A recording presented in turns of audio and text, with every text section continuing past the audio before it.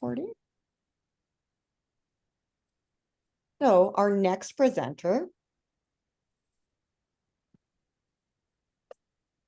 is Elyssa.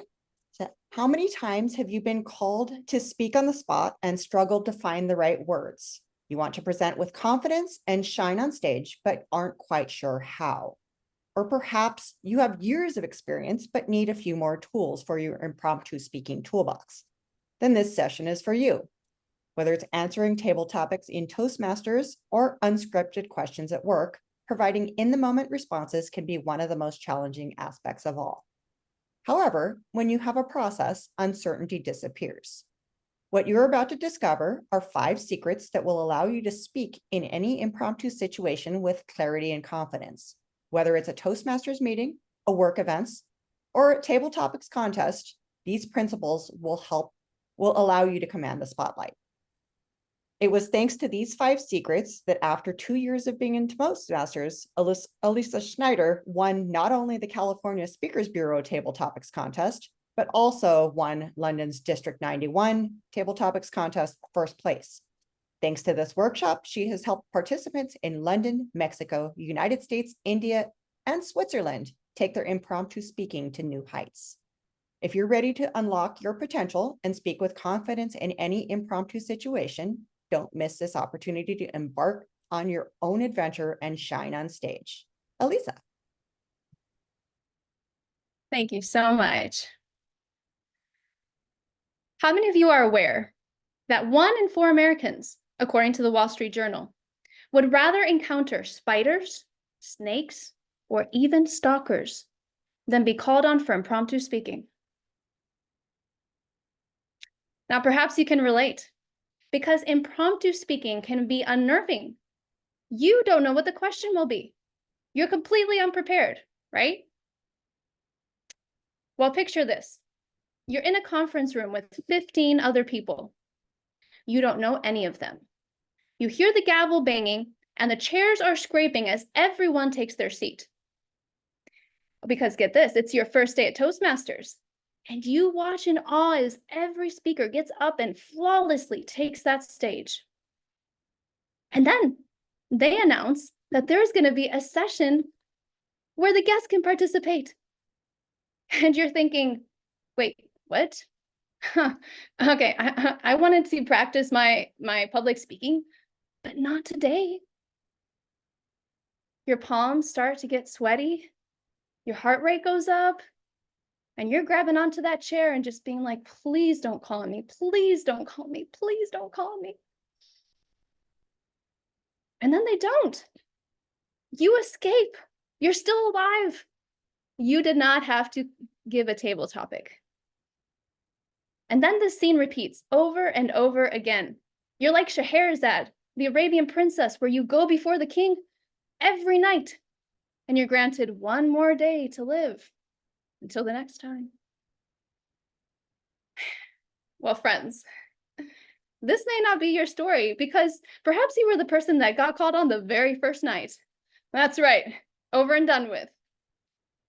But guess what? That was my story.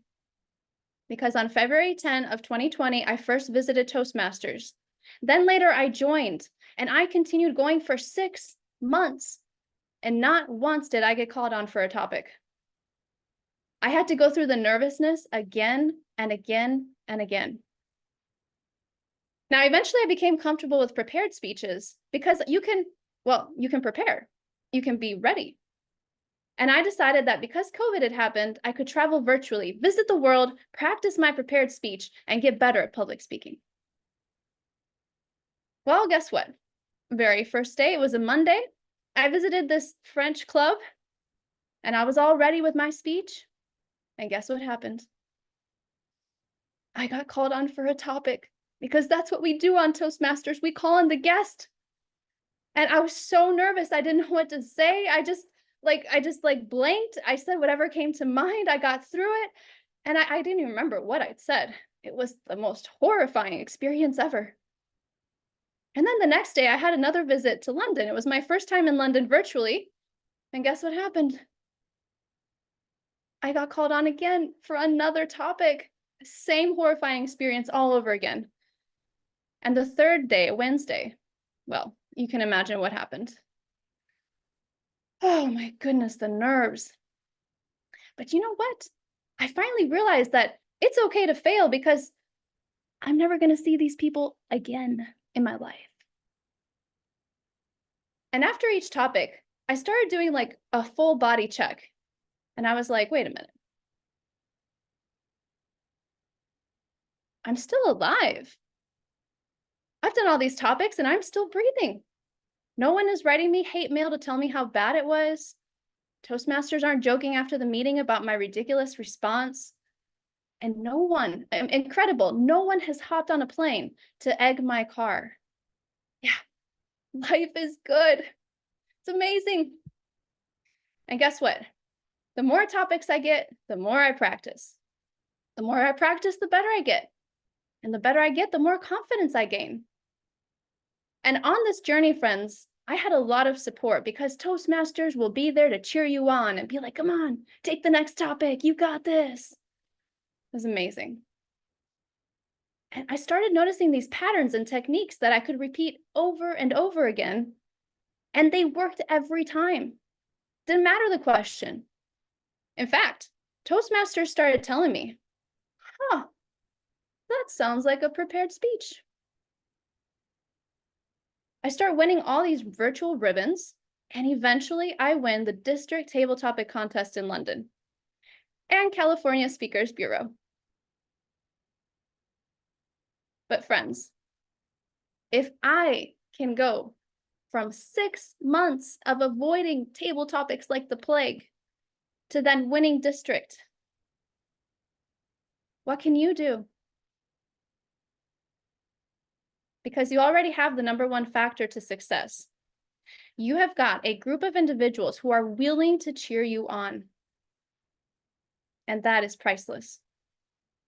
Honestly, if it was not for the encouragement of Toastmasters, I would not be here today.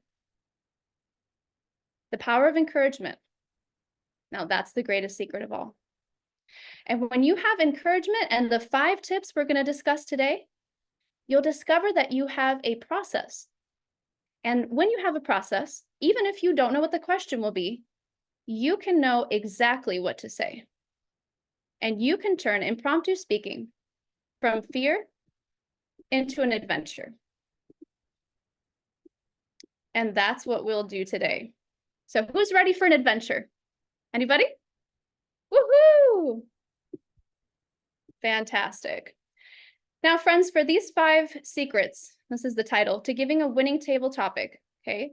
If you want to go on this adventure, any good adventure must start and end in the same place. When you start a topic, you answer the question, and then you finish at the end, you answer the question again. For example, if you're asked, if you won the lottery, how would you spend the money? You would say, well, I would spend the money on my kids, on my grandkids. I'd go on a vacation. I'd give it to charity. You explain all the reasons why, list all the different items. And then at the end of your topic, you come back and you say, and that's why if I won the lottery, I would spend the money on my kids, my grandkids, and a cruise. Okay? So when you start and end in the same place, it's going to give you confidence. And it's going to give your audience confidence that you know exactly what you're talking about. Because how many of you have heard someone answer the question, and by the time they get to the end, they have no idea what the question was? Anybody? Okay, so if you want to come across with confidence, security, then you start and end in the same place. Here's another one. Let's have a show of hands for this one. How many of you think that money is more important? Show of hands. Okay, how many of you think that time is more important? Okay, everybody, fantastic. So if you were to get this question, you would say, they would ask you, what is more important, time or money? And you might say, time. Time is more important because money you can get lots of, but time runs out. You would give all your reasons why, and then at the end, you would restate your answer and you would say, and that's why I think that time is more important. Now, can you see how that is going to allow you to present with confidence? Because you know exactly where you're headed. You start and you have to end in the same place. That's what happens with any good journey. Start and end in the same place. Otherwise, if you go on an adventure and you don't come back, your friends and family are going to have to send out search parties, hire private investigators. Okay, we don't need that. So start and end in the same place. Now, there is a problem because even if you have the confidence to start and end in the same place, sometimes we just assume that everybody in the audience is paying attention. It's like, oh yeah, because I get up and I've got the microphone or I've got the floor, so automatically everybody's listening. Well, guess what, friends? I have some terrible news for you. That's just not that way. You see these beautiful faces on screen? They're looking so thoughtful, right? Because they're listening to what you're saying. Is that correct? Oh, friends, the reality is that this guy's thinking, what time is it? I'm hungry. And this beautiful young lady is thinking, I need to buy paper plates for tomorrow's party. And then this dude is like, I think I just won the best speaker.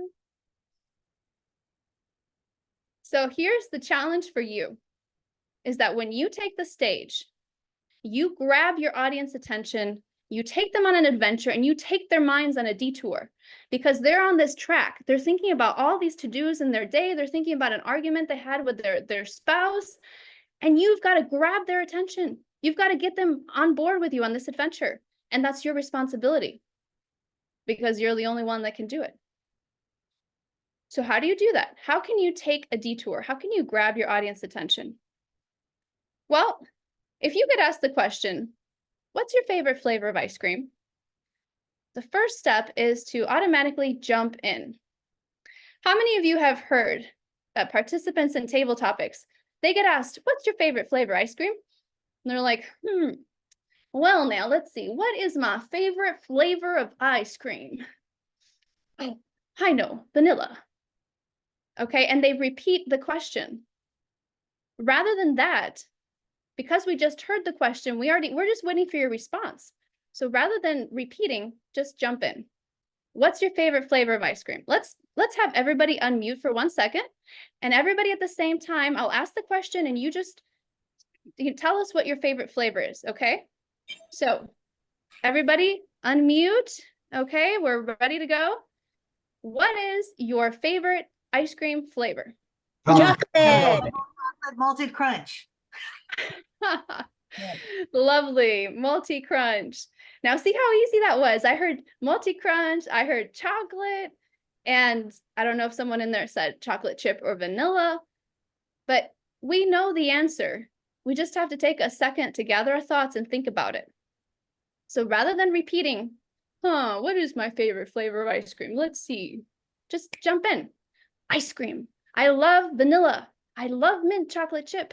I've always loved it. And then go into your story. Number 2, you might consider using dialogue. Okay. What's your favorite flavor of ice cream? Well, perhaps you would say, well, my favorite flavor is mint, but my grandmother, oh no, she would tell you, no, you see, my favorite flavor of ice cream is cold. I like my ice cream cold in the morning with some hot sauce on top and some sprinkles, but not those sprinkles from Texas. Oh no, I want my sprinkles from California because those are the absolute best.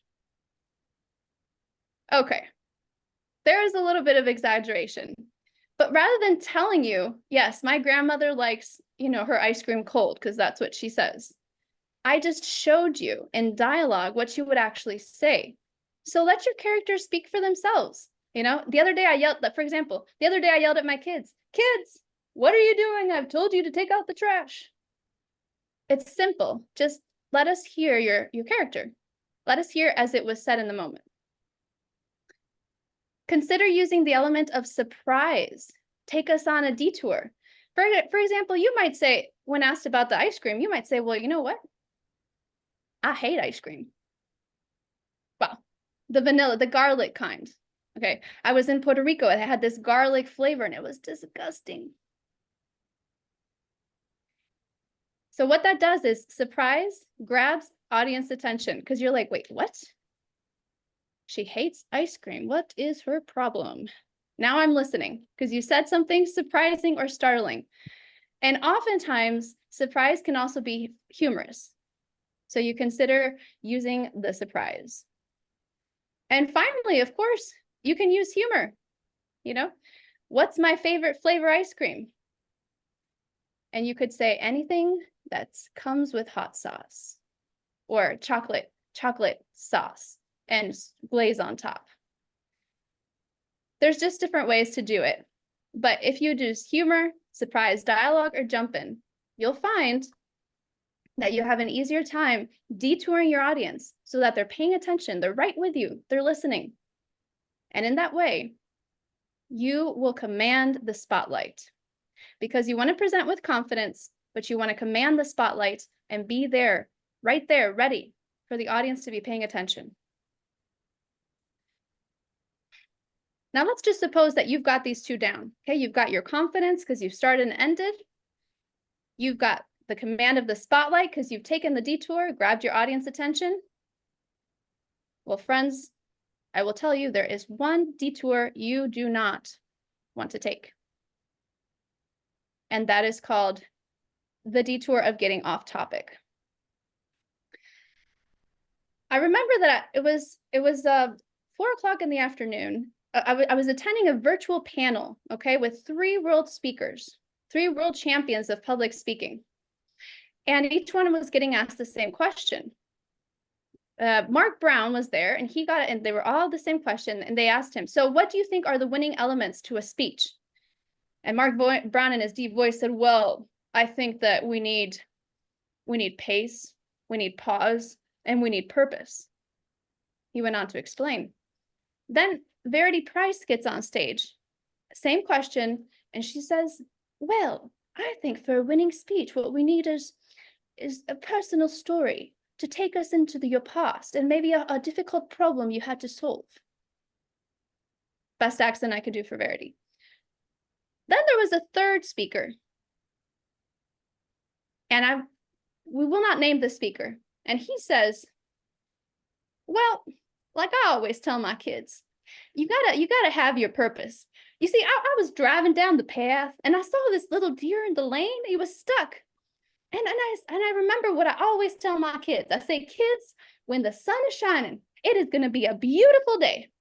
So that's why I think for a good speech, we all need to go take a drive and have some ice cream. It's like, I'm so, like, what? Well, the reality is that this third speaker was so lost in what he said. He threw a bunch of ideas together. He was on a total tangent. He took the worst kind of detour. And this guy's a world champion. So imagine what it's like for the rest of us. We can all take that detour without meaning to. And perhaps you've heard speakers that do that. They start with the question, and by the time they're done, you have no idea what they were answering.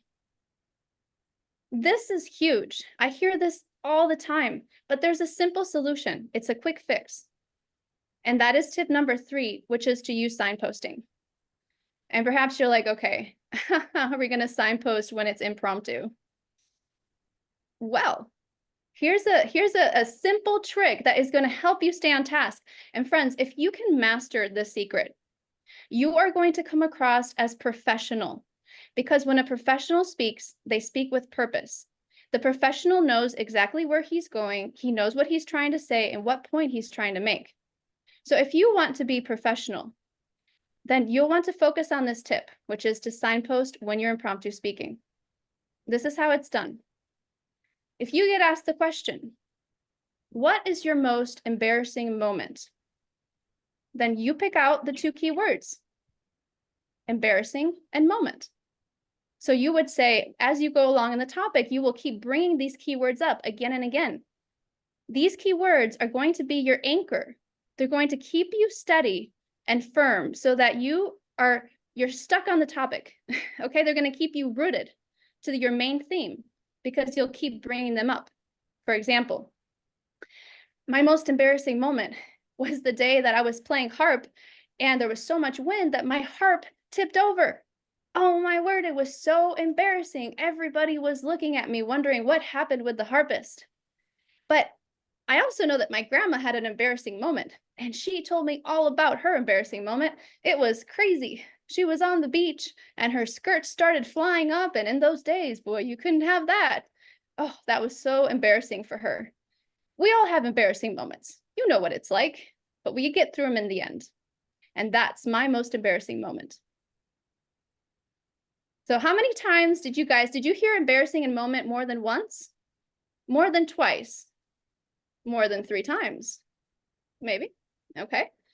Notice how that keeps you anchored to your topic. And the professional speakers know how to stay on task, and those keywords will help you do it. So let's have a quick practice. And if you could in the chat, I'll show you, you'll see a slide, and let me know which ones you think are the keywords, okay? Keywords here. Feel free to post in the chat.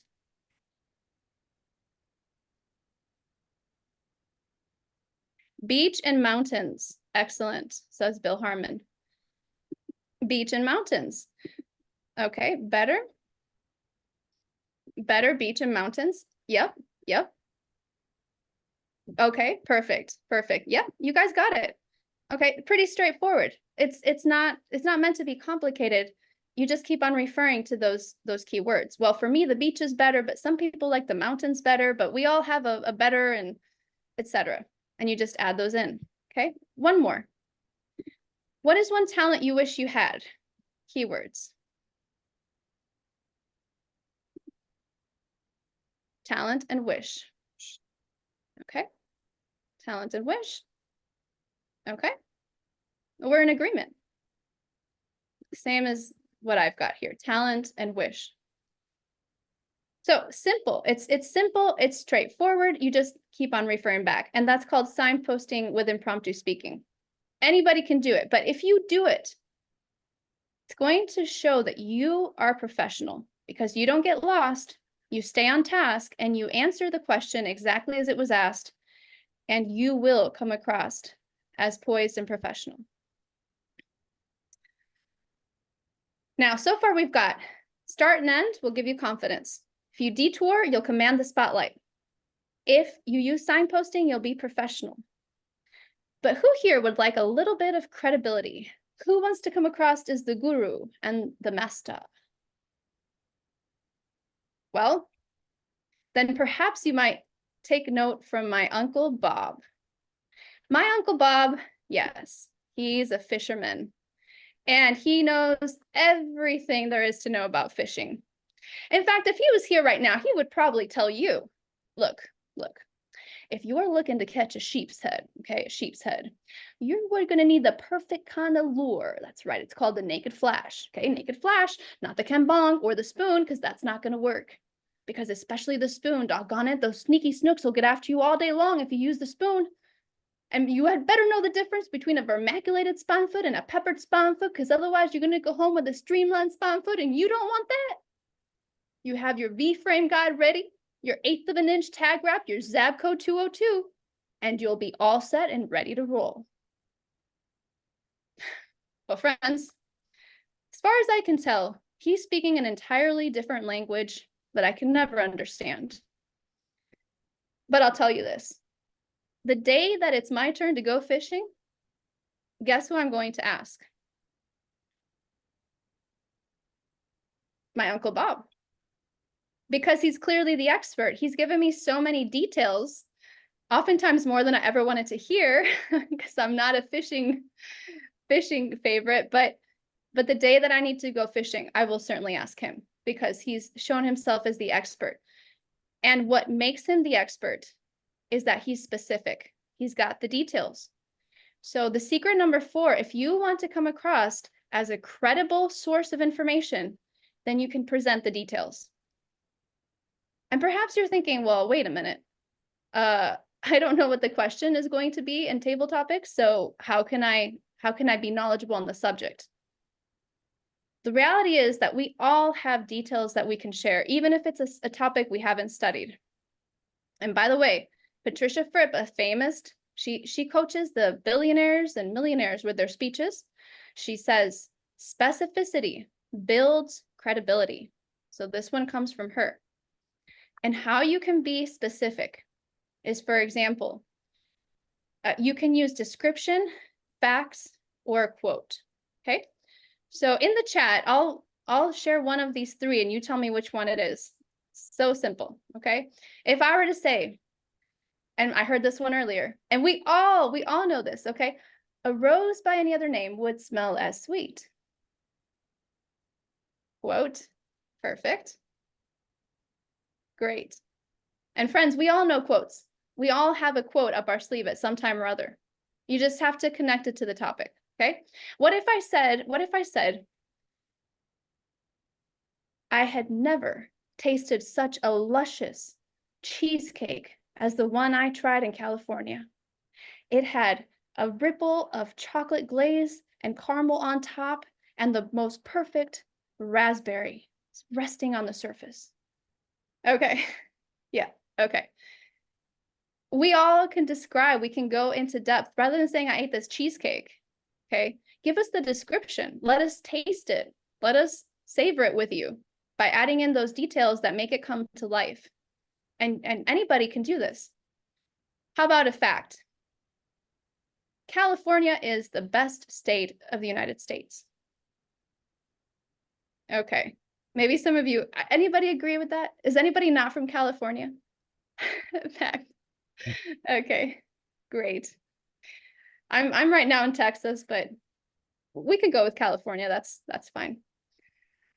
So you can see how description, facts, quotes will lend to you credibility in any subject that you discuss. And what you'll find, especially with quotes, is that they're flexible, which means that you can apply them to a lot of different topics. You can apply them to a lot of different contexts and they'll still flex with you. So you don't have to have a quote for every subject on the planet, just have a few and get used to using them as you speak. Because when you're specific, then you're credible.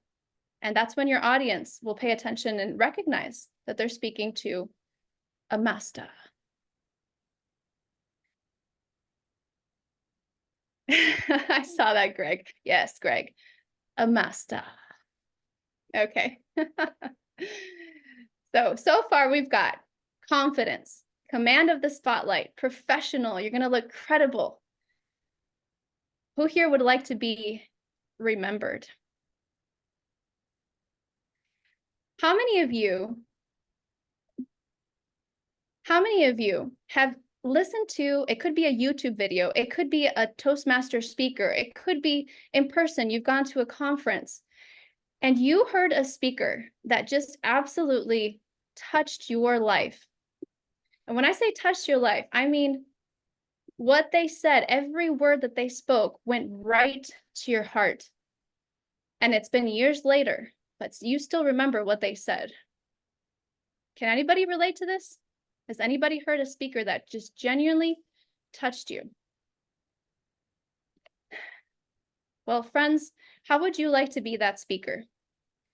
How would you like to have such an impact on your audience that long after your speech is over, they're still thinking about the words that you shared?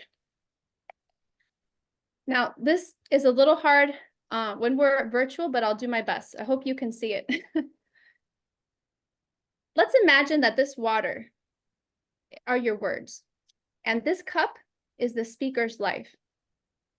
Friends, every time you speak, you have the opportunity to pour your words into their life. You can touch their life with your stories, with your memories, with the lessons that you've learned. Because what you've learned, we've all learned. Or what you've gone through, we all need to hear.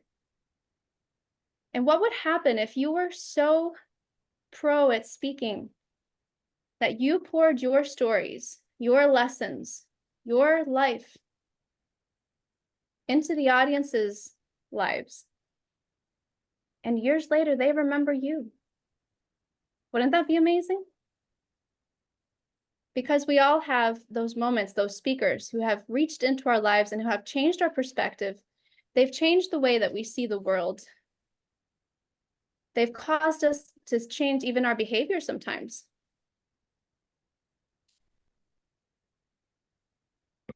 And when that happens, friends, you can make a tremendous difference in people's lives when your lesson is so powerful that when you speak, you are remembered. And I'll tell you what'll happen. When you do this, then you use the next secret that we're going to discuss. Not one of your words will be lost. They'll stay with the audience for days, months, and years to come. So how would you like to be that person? This is done through application. Application simply means that we connect my life to your life. And of course, we know in our speeches, we can do this. We share a little bit at the end. Oh, and here's how we apply this to the audience. But how can you do this in impromptu speaking? It has to be so easy that it doesn't take a lot, okay? This is what you do. You use the word we. For example, if you're telling your story, you say, I went to the beach.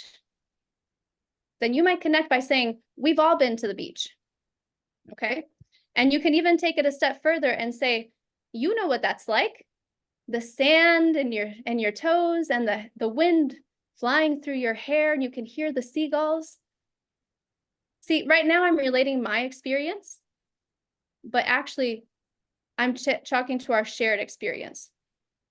And it does take a little bit of practice, but practice going from your story to our story, okay? And what we'll do is let's practice this together so you can get a feel for what that looks like. I'll need, you know what? I'll pick on a few people to do this. So if I could get Glenn, could I have you read what's in red? So I'll read the blue and you can read the red, Glenn, if that's okay. Sure. So this is how you switch. You might talk about an experience and you might say, and I had a wonderful time. And then you switch. Okay, Glenn. We've all had wonderful times. Okay. And this is called a link. So you go from your shared experience to our experience. I had a wonderful time. We've all had wonderful times. We've gone here, we've gone there, we've done this, we've done that. We know what it feels like. And now we're in the we. You're using the word we to talk about that experience. And now we're all connecting and we're relating to what you shared. Okay. Another person, let's see. Greg, would you mind reading the red and I'll read the blue? Okay. Perfect. That day, I learned to take a next step. We all have to learn to take the next step. And then you proliferate and you speak about taking the next step, and it's hard and it's difficult, but we all have to learn this because we all need to know where do we go from here? You see, and I had to learn this. I had to take a next step. We all have to take a next step. Okay, so notice how you go from your story to our story. We all have, okay? This is a fun one. Okay, let's try Heather. Okay. I was pulled over by the police. We've probably all been pulled over by the police. Okay. And if you don't want to, like, if you're careful about offending, then you can just say probably. We've probably all been pulled over by the police. You know what that's like. You hear the sirens in the background and you think, oh boy, are we in trouble? Okay. So you can see we do the switch. You do the switch. And once you go into the we, you just start talking in the we. We've been there. We understand that. We know what that's like. It's crazy. It's scary.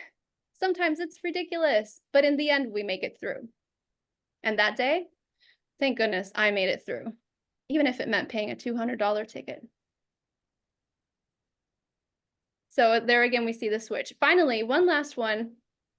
Let's do something here. Let's have everybody unmute and we'll all read the green. Okay, this is the triple change. So we'll have Johnny, you can read red, and then everybody, we can all read the green. Okay. I had a wonderful time at the beach.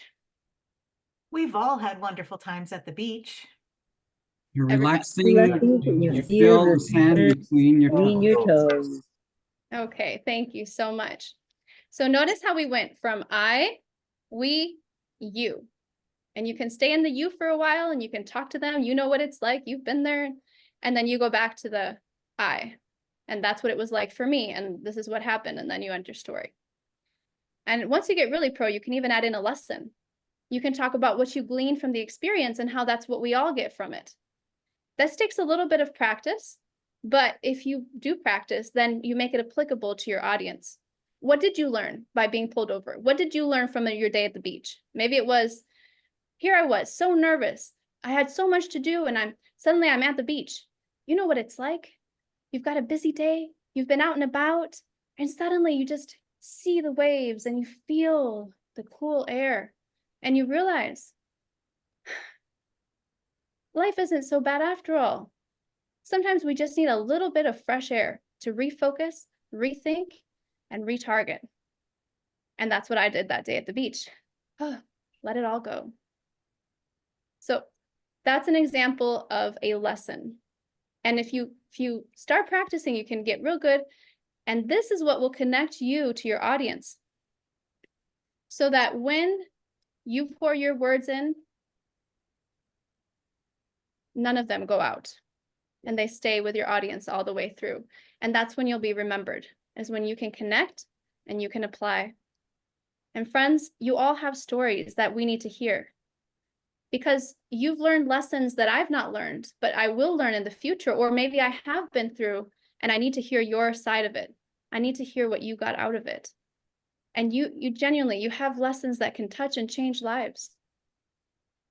So use that power. Connect to your audience with the we. And I promise you, if you do that, you will be remembered. This is secret number 5, connect through application. And if at any time you have any questions about table topics and you'd like to reach out later on, feel free to connect with me through LinkedIn. This is my LinkedIn. I'd love to connect if you have any other questions or concerns. How do you use the we? How do you use the first tip, the second tip, the confidence, command of the spotlight, if you'd like any other ideas? I've been posting a few. I did a podcast on there, so you can check out the podcast at any time.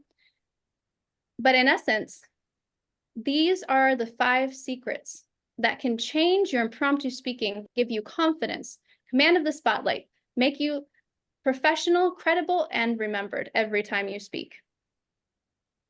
And you'll get this card in just a minute. I'll share it in the chat. But before we move on, let's go ahead and see what this would look like if we put it all together. This is what you're about to see is the video from my winning speech in London. I was still learning to pace myself. It's a little fast. I was also going through some hard moments, and you'll notice that darkness was reflected in my topic, because sometimes we speak from our experience and from the depths, and that's another way to connect. The question that I received was, when you're with me, life is an adventure. And your job will be to listen to the answer to this question and see how many of those secrets that we just discussed you can pinpoint. And at the end, we'll share them in the chat and see how many of those you can pull out. Test your new skills. Okay, here we go. Oh, and please let me know if you can hear it. If you can't hear it, we'll make sure that that's working all set for you. We can sing, we can dance, we can climb, we can go to the highest heights of heaven or soar down to the depths of the sea. But ultimately, if you're with me, then life is an adventure. Life is an adventure because it's bright and beautiful and glorious. The sun is shining, the birds are singing. I can feel the joy in my heart. I can feel the vigor of youth flowing throughout. But what if, even when you're with me, life isn't an adventure? What happens when the storm clouds roll in? What happens when the mountains rise above us and tower to the heights of heaven. And in that moment, the darkness encapsulates us. We don't know how to escape. Even then, if you're with me, is life an adventure? Or is it a nightmare? Is it the worst moment that you ever thought could happen to you? This past 24 years, life has been a challenge. But I have found in those moments, and I have learned that there's something deep buried within. If you search for it, you will find it. And it is happiness. Because in the depths and the darkness and the despair, happiness shines bright. It shines when you offer a kind word and you see a smile light up. When you hear the birds singing, and when you hold hope in your heart that no matter what comes, no matter the storms that rage or the seas that surround you, if you have happiness by your side, then life can be an adventure. Because with happiness comes hope, the hope of a bright future, the hope of what tomorrow can bring. And as Shakespeare said, if the world is a stage and each of us are just merely players, then why not write our own script? Because if happiness is by your side and you can find it within you, then truly life will be an adventure.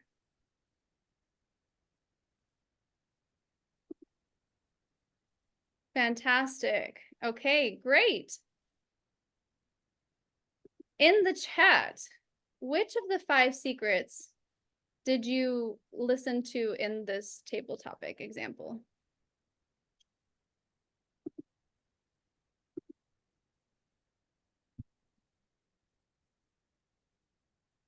Okay, Bill Harmon says description, quote, signposting, the beginning and end.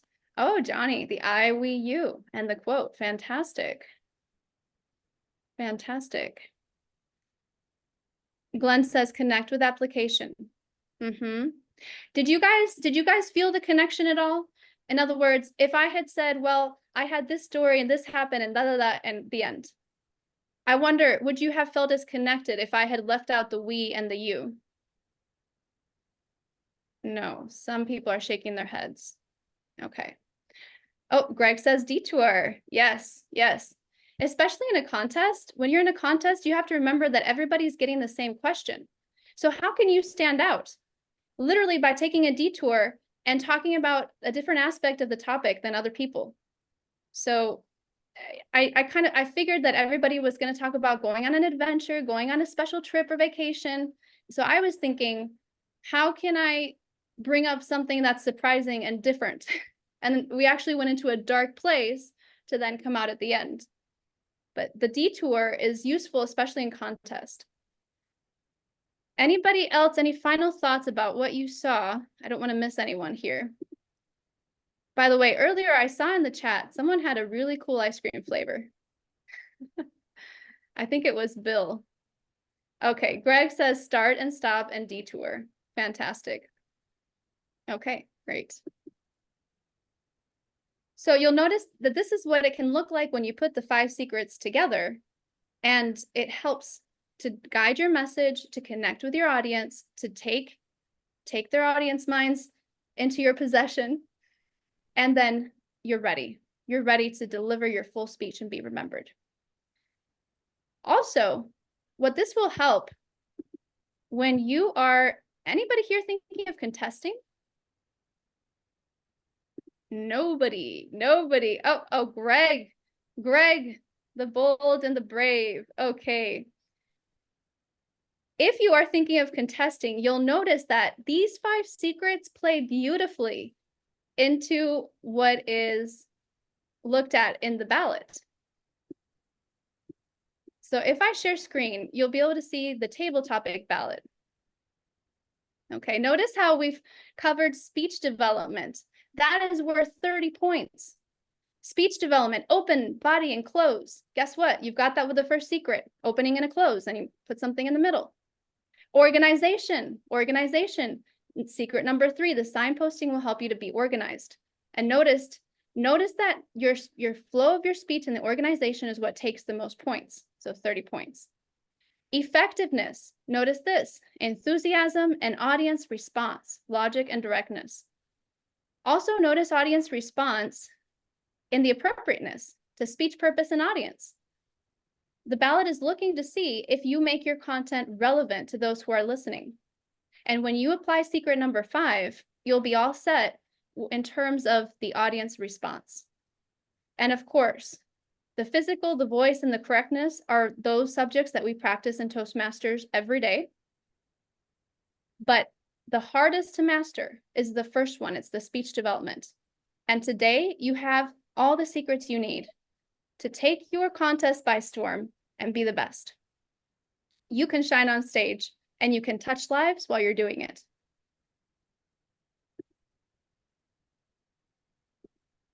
And friends, lest we end there and you think, okay, that's it, there's actually one more secret. Secret number 6. You can use these tips for speeches. Yes. Because isn't it true that each of these steps are ones that we would use when we're doing an actual prepared speech? Of course. And when you make sure to have those in a prepared speech, then you'll be all set for anything that comes your way. Now, having said that, it's time to see how each one of you has understood these concepts. So what we'll do is we'll have a little table topic session right now. Oh, Greg has got a question. Okay. Lisa, I have to go to another meeting. Can I get that valuable 5-step cards in chat so I can transfer it to my files? Absolutely. Let me pull that up for you.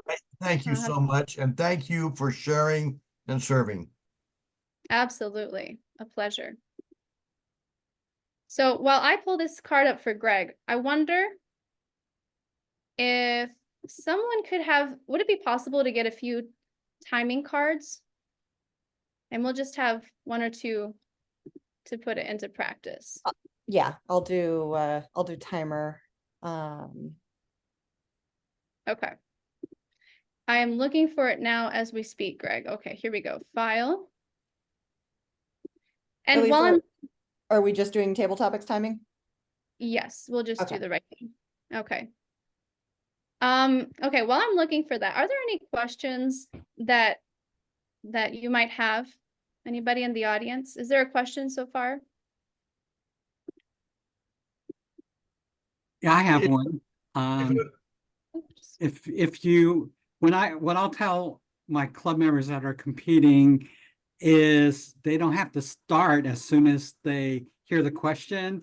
The timing doesn't start till they make some bodily movement or they speak or something. So really take a moment and think about what you want to say before speaking.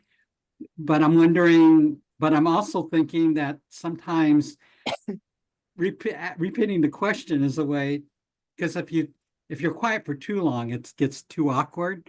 But sometimes I'm wondering if repeating a question is a way to buy time to think about what you want to say. So That's an excellent point. Thank you for bringing that up, because people often ask, what if I can't think of an answer to the question? Then you do exactly what you say. You take a few seconds to pause, because no one says you have to start right away. And personally, this is why you want to practice at club. If you're just getting started with topics, just say anything that comes to mind. Just get out there and just get comfortable doing it. And then once you've got that confidence, you can start applying these secrets. But the trick is to come across confident and professional. And once you're ready and able, just dive right in. Take a pause, gather your thoughts. You'll notice the pro speakers do this. They don't answer right away. They're like, and then they jump in. Okay. And you know what? With impromptu speaking, the answer is going to come to you as you go. You may not have the answer right away. And so you just start speaking about any topic and then you take it in the direction you want to go. Okay. Anybody else? Okay. We'll let you, if in case you guys have questions, you can always put them in the chat. For now, here's what we're going to do. Thank you. I'll see you guys. Great. Thank you. Okay, thanks, Greg. Okay, this is the first trial for one beautiful person in the audience. Your challenge is to start and end in the same place. And for that, we're going to ask the first question. Let's see. Okay, I've got it. What is your favorite travel destination? What is your favorite travel destination? Let's call on Raven.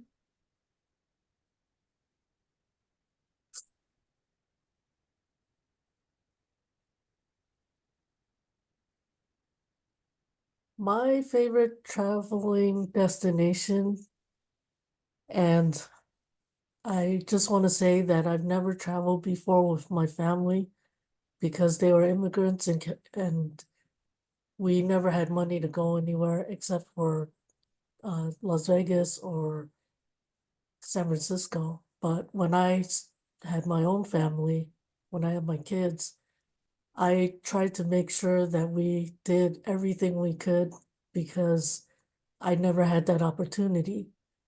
So our favorite traveling destination is Hawaii. It's easy to get to. My son loves going to the beach. Every beach he can get to, he would like to go to. And my daughter, it's every ice cream she can get, that's where we're going. So my favorite destination is Hawaii. Thank you for that question. Raven, that was outstanding. Round of applause for Raven. Wow.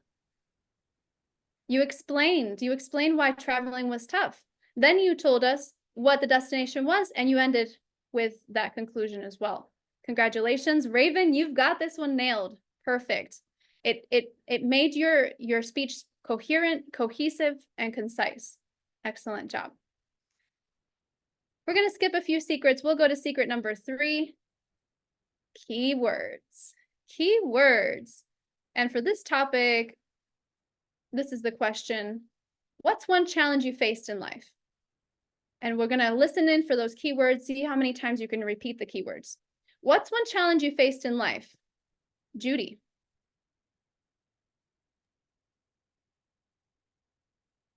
One challenge I'm facing in life now is trying to collect Social Security, retirement, and Medicare that I paid into for almost 30 years. I started working when I was 17 years old here in the US. And I was adopted when I was 12 years old in Taiwan by missionaries. However, due to bureaucratic missteps and for neglect to file for my citizenship, now I'm in a limbo, unable to collect the Social Security, retirement, and Medicare I paid into. So I'm trying to straighten that out, and that is my challenge that I'm facing now. Hopefully, we'll be able to fix it. It's a multi-pronged approach that and the Adoptees for Justice and I are taking on. So in time, we will know whether I can overcome this challenge that I faced in my life. Back to you, Table Topics Master. Fantastic job, Judy. And thank you for your vulnerability, because you shared a real life story. And sometimes it's hard to go there, but we appreciate your honesty and sincerity, and we hope the best for you. And congratulations, because I heard those keywords at least 3 times. You did an excellent job. How about this one? We. This one, let's see how we go with this one. The question is, why Toastmasters? And try to incorporate the we as much as possible and speak to us as the audience. Okay, try to incorporate we as the audience. And for this, we'll call on Bill Harmon. Thank you, Madam Table Topics Master. I joined Toastmasters because, like probably most of you, I had a fear of public speaking. They say that people have a greater fear of public speaking than they do of death. So Toastmasters was a great supportive environment. We all come together, we support each other, we give positive feedback. And through feeling the fear, but doing it anyway, I've been able to learn how to speak in public without completely falling apart. I don't know about you, but I do still get nervous. However, people say I don't look nervous. So I think that's the real win. And we all have made mistakes in Toastmasters, and it's fine. That's how we learn, through our making of mistakes. So I continue to come to Toastmasters because I'm constantly learning, and we all have an opportunity here to grow, and it's in a fun, supportive environment. So I came to Toastmasters and I stay at Toastmasters, and I hope you do too. Wow. Give Bill a big round of applause. I didn't just hear we, I heard you, and I heard it consistently, and I heard it throughout. Bill, that was outstanding. How many of you felt connected, more connected than if he had just told us his story? Anybody? Okay, because now he's including us. We're part of his story and his journey. We're right there. That's the power of the we, and that's the power of connection. Fantastic. Okay, last one, otherwise they'll kick me out. For this one, description. This is a fun one. Description, simple. What's your favorite dessert? What's your favorite dessert? Glenn Yasukochi. My favorite dessert is really, I have no favorite dessert because I'm on a strict keto diet, and desserts for me are like poison. But if I had to have a special dessert that maybe I have a death wish, and that would be a frosted cherry lemon OJ through Bob's Big Boy. And I remember as in my early 20s, I was in such good health. I actually would go there because I didn't know the feeling of sickness. So I would drink a bunch of frosted cherry lemon OJs, which is full of ice cream and all these syrupy things that are in it, as sweet as drink as you can get. And I would drink as much as I possibly could so I can experience sickness. Unfortunately, I wanted to experience sickness without going the physical step further, which is throwing up, and throwing up in the restaurant, which would be extremely embarrassing, just to prove my point. But as far as desserts, I guess if I'm thinking of desserts because of my diet, it's got to be because I have a death wish, and the frosted cherry lemon OJ is my ultimate dessert to die for. Thank you. Congratulations. Awesome. And I see Bill, yep, he caught on. I heard the key. Yeah, you were just trying to go over the top, Glenn, including all of the secrets at once. We had keywords, we had start and end, we had the description. I don't know what an OJ is, but I could taste the sugary, sweet dessert as you mentioned all those words. So I could definitely taste it. What is it, by the way? Orange juice. I should have said that. Oh, okay. Sorry. I grew up in Spain and Puerto Rico, so there are a few words that I am unfamiliar with. Orange juice, of course. I could definitely taste the sweetness of it. So congratulations. Congratulations to everybody. What a journey we've been on, all over the place. And hopefully now you understand that when you have a process, you can take table topics and any form of impromptu speaking, turn it from fear and into an adventure. And I'll say this, actually it's almost going on a year now. I was presenting this workshop in Switzerland. And when we presented and started going through the exercises, everybody was rather clueless. They weren't sure how to respond. It was a little rough, but by the time we got to the end and we got to the application they were expressing the we's and connecting with the audience, they had transformed before my eyes. And I had to pause and say to one of the participants, I said, Deborah, wait a second. Have you guys done this before? Because you're doing an outstanding job. I mean, are you guys all like champions at your local club? You practice a lot, you get together. She said, no, Elyssa. No, we've just started learning this right now here with you, but the concepts are so simple. We just get it. And that's the key, is that these concepts are simple. And when you apply them, they will just transform your impromptu speaking and take you to the next level, to whatever level you want to go. So friends, the challenge and the choice is up to you. You now have the key to your own adventure. What will you do with the 5 secrets of a table topic? Madam Toastmaster.